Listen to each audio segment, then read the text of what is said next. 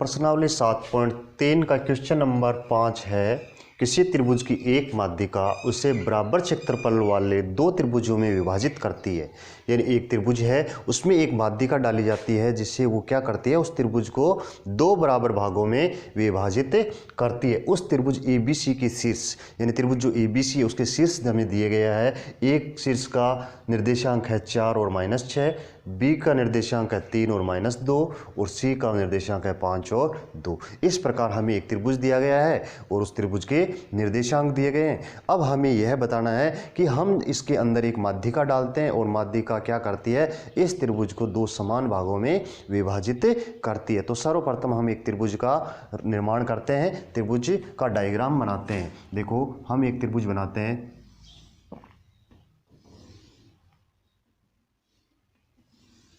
यह है त्रिभुज ABC। ये हो गया इसका शीर्ष A, ये इसका शीर्ष B और ये इसका शीर्ष हो गया C। देखो B, A का निर्देशांक क्या है, 4 और -6। A का निर्देशांक है 4 और -6, 4 और -6। B का निर्देशांक है 3 और -2 और C के निर्देशांक है 5 और 2। ये ABC की निर्देशांक दिया गया है। अब हम क्या करते हैं, इस त्रिभुज में एक माध्यिका डालते हैं। माध्यिका हम A बिंदु से डाल देते हैं। मान लो ये माध्यिका AD डाल दी हमने। क्या डाल दी, A और D। ये माध्यिका AD हो गई। अभी हम इस पे कहा गया है कि ये जो त्रिभुज है, इस त्रिभुज में ये माध्यिका इस त्रिभुज को दो बराबर भागों में विभाजित करती, अर्थात ये दोनों त्रिभुज है वो क्या होंगे, बराबर होंगे। तो हमें यहाँ D के निर्देशांक भी क्या करने, ज्ञात करने। तो सर्वप्रथम हम क्या करते हैं, D की निर्देशांक ज्ञात करते हैं मध्य बिंदु सूत्र से। तो देखो बिंदु D है वो BC का क्या है, मध्य बिंदु है। तो हम सर्वप्रथम लिखेंगे बिंदु D, बिंदु D BC का मध्य बिंदु है, मध्य बिंदु है। क्या है, D है वो क्या है, BC का मध्य बिंदु है। अब हम क्या करेंगे, इस D का निर्देशांक निकालेंगे। किस सूत्र से, मध्य बिंदु सूत्र से। मध्य बिंदु सूत्र से x का निर्देशांक निकालेंगे। तो पहले निकालेंगे मध्य बिंदु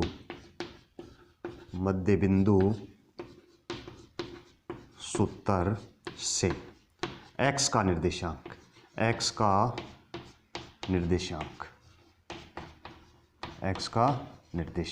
देखो x का निर्देशांक ज्ञात करने का सूत्र क्या होता है, x1 बराबर x1 प्लस x2 बटा 2, x1 प्लस x2 बटा 2। देखो x1 का मान, इसमें x1 का मान 3 है, x2 का मान कितना है, 5 है। तो हम यहाँ रख लेते हैं x1 का मान क्या रख लेते हैं, 3 प्लस x2 का मान रख लेते हैं 5 बटा 2 बराबर 3 और 2 के 5, 3 और 5 कितने हो गए, 8, 8 बटा 2 बराबर क्या हो गया, 4। ये किसका निर्देशांक आ गया, x का निर्देशांक आ गया। अब निकालते हैं y का निर्देशांक। क्या निकालते हैं, y का निर्देशांक। किस सूत्र से, इसी सूत्र से, मध्य बिंदु सूत्र से। मध्य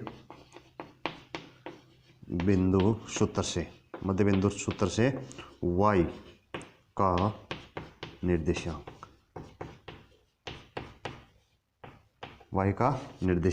इसको ज्ञात करने का सूत्र हो जाएगा y1 प्लस y2 बटा 2। देखो y1 का मान क्या है, -2 और y2 का मान है +2। तो यहाँ रख देंगे किसके, पहला है y1 -2 और प्लस y2 का मान है +2 बटा 2 बराबर क्या हो जाएगा, देखो -2 +2 क्या हो जाएगा, कैंसिल हो जाते हैं। तो 0 बचा, 0 में किसका भाग देंगे, 2 का। तो 0 बटा 2 बराबर क्या आ गया, 0। तो देखो यहाँ जो निर्देशांक प्राप्त हुए हैं, x का निर्देशांक हमें प्राप्त हुआ है 4, क्या प्राप्त हुआ है, 4 प्राप्त हुआ है, और y का निर्देशांक प्राप्त हुआ है 0। अब हम क्या करते हैं, त्रिभुज का क्षेत्रफल निकालेंगे। क्या निकालेंगे, त्रिभुज ए बी और डी का क्षेत्रफल निकालेंगे। क्या निकालेंगे, त्रिभुज ए बी डी का क्षेत्रफल निकालेंगे।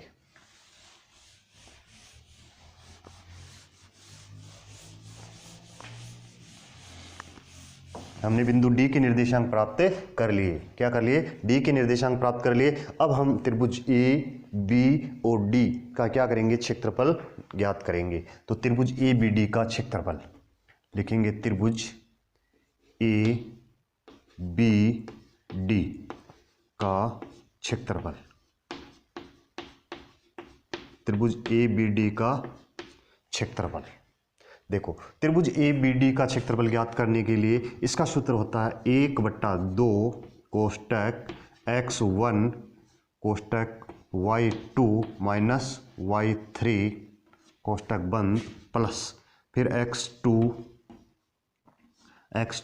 फिर हो जाएगा y3 minus y1 plus x3 कोष्टक y1 minus y2। ये इसे ज्ञात करने का सूत्र हो जाएगा, यानी त्रिभुज का क्षेत्रफल ज्ञात करने का सूत्र ये हो गया। अब हम क्या करते हैं, यहाँ सबसे पहले x1 y1 x2 y2 x3 y3 का मान निकालते हैं। देखो सबसे पहले हम क्या करते हैं, यहाँ लिख लेते हैं x1 x2 और x3, यहाँ इधर लिख लेते हैं y का, y1 y2 और y3, इनके मान हम यहाँ ले लेते हैं। देखो x1 का मान, देखो x1 त्रिभुज हमने ए बी डी माना है, क्या माना है? ए बी डी माना है, तो x1 का मान हो जाएगा 4, x1 का मान क्या हो जाएगा? 4, y1 का मान हो जाएगा -6, x2 का मान कितना है? 3 है, y2 का मान कितना है? -2 है, क्या है? -2 है। फिर x3 का मान क्या है? 4 है, x3 का मान 4 है और y3 का मान क्या है? 0 है। अब इस मान को हम क्या करते हैं, इसके अंदर रखते हैं। देखो हल कर लें, 1/2 x1 का मान देखो क्या है? x1 का मान है 4, क्या है? x1 का मान है 4 कोष्टक y2, देखो y2 का मान है -2, तो यहाँ रखोगे -2, फिर माइनस y3 का मान है 0, क्या है? 0 है, तो यहाँ 0 रख दो, प्लस x2 का मान है 3, तो यहाँ x2 का मान रख दो 3, फिर y3 का मान देखो क्या है? 0 है, 0 माइनस y1 का मान है -6, तो ये माइनस और ये माइनस क्या हो जाएगा? प्लस, यहाँ मैं प्लस कर देता हूँ, तो प्लस का क्या हो गया? 6 प्लस x3 का मान क्या है? 4 है, x3 का मान 4 है। फिर y1 देखो, y1 का मान क्या है? -6 और माइनस y2 का मान है -2। अब ये -2 है, ये माइनस और ये माइनस क्या हो जाएगा? प्लस हो जाएगा, तो हम इसको लिख देंगे प्लस, तो यहाँ 2 हो जाएगा। देखो जब आगे इसको सॉल्यूशन में लेते हैं तो 1/2 -2 में से 0 गया, -2 को 4 से किया, क्या आ गया? -8 आ गया, -8 फिर प्लस, देखो 6 और 0 6 हो गया, 6 को 3 से गुणा करेंगे, 6 कितने हो गए? 18 हो गए, प्लस देखो -6 है, -6 में से 2 गए, क्या गए? 2, तो बाहर तो लिख लो एक बार 4, और अंदर -6 में से 2 गए, क्या बच गए? -4 बच गए, बराबर 1/2 -8 प्लस 18, देखो 4 और -4 को गुणा करेंगे तो क्या हो जाएगा? -16 हो जाएगा, 4 चौक 16 हो गया, कितना हो गया? 16 हो गया। अब हम इसको आगे हल करते हैं, तो 1/2 देखो -8 और -16 कितने हो गए? -24 हो गए, कितने हो गए? -24 और प्लस के कितने हैं? 18 है। अब देखो -24 में से 18 घटाएंगे, क्या बच जाएगा? 1/2 गुणा -6 बच जाएगा, -24 में से प्लस के 18 घटाएंगे तो क्या बच जाएगा? -6 बचेगा, तो यहाँ लिख देंगे -6। अब हम इसको काटेंगे तो हमारे पास जो उत्तर आएगा वो आ जाएगा -3, क्या आ जाएगा? -3, यानी त्रिभुज ए बी और डी का क्षेत्रफल आया है वो -3 आया है वर्ग इकाई, क्या आया है? वर्ग इकाई। अब देखो यहाँ माइनस आया है, हम जानते हैं कि त्रिभुज का क्षेत्रफल या किसी भी क्षेत्रफल होता है वो कभी क्या होता? नहीं होता माइनस में, नहीं होता, क्या नहीं होता? माइनस में नहीं होता, अर्थात हम इसको संख्यात्मक रूप से क्या मानेंगे? प्लस में ही मानेंगे, अर्थात इसका जो मान होगा उसको हम क्या मान लेंगे? प्लस का 3 ही मान लेंगे, तो हम इसको कहेंगे, यानी वर्ग इसका क्षेत्रफल आया है वो आया 3 वर्ग इकाई, इकाई, क्योंकि माइनस में कभी क्षेत्रफल नहीं हुआ करता, इसलिए हम इसका क्षेत्रफल क्या मान लेंगे, 3 वर्ग इकाई मान लेंगे। हमने त्रिभुज किसका, त्रिभुज ए बी और डी का क्षेत्रफल निकाला, क्या आया है इसका क्षेत्रफल, 3 वर्ग इकाई आया है। अब हम निकालेंगे त्रिभुज ए डी और सी का क्षेत्रफल।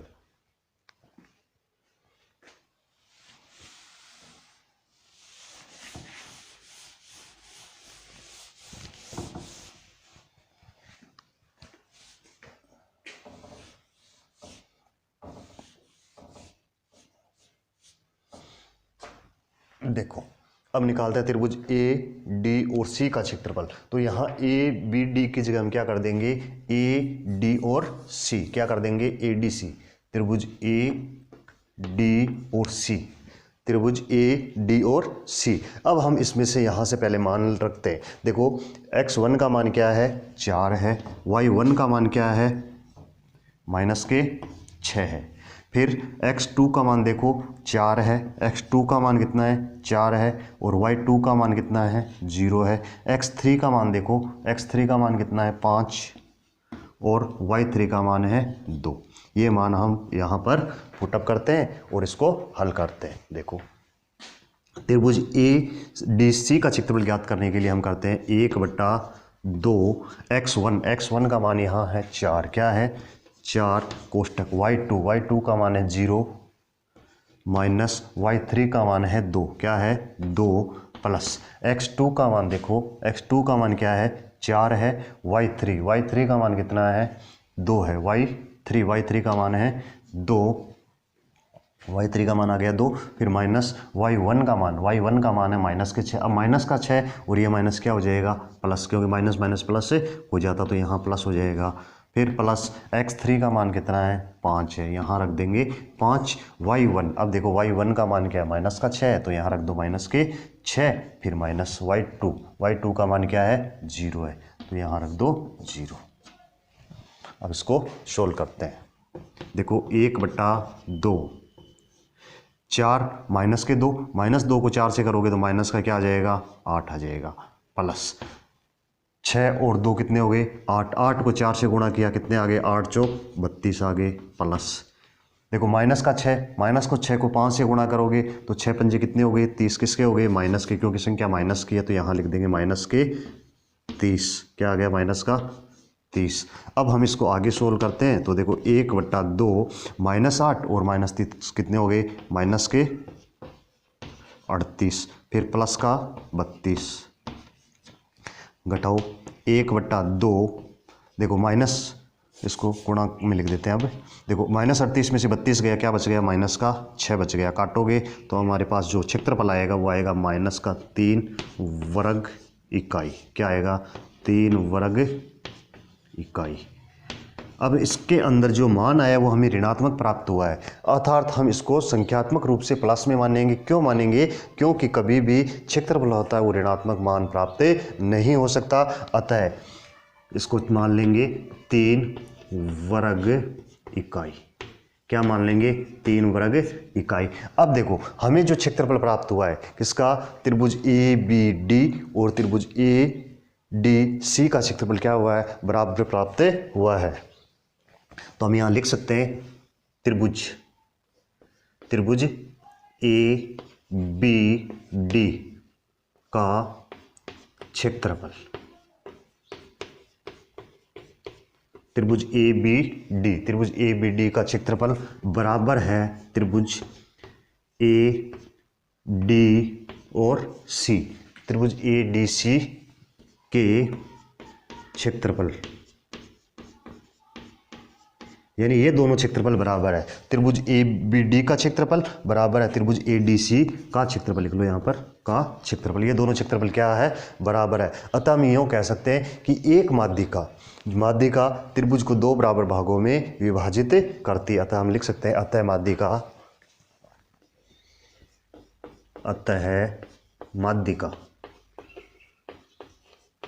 माध्यिका ए डी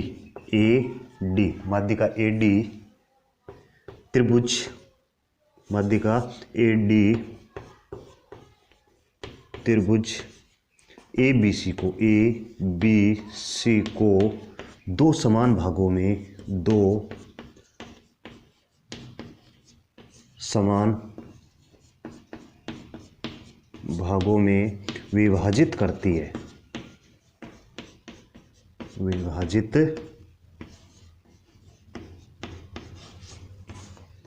करती है।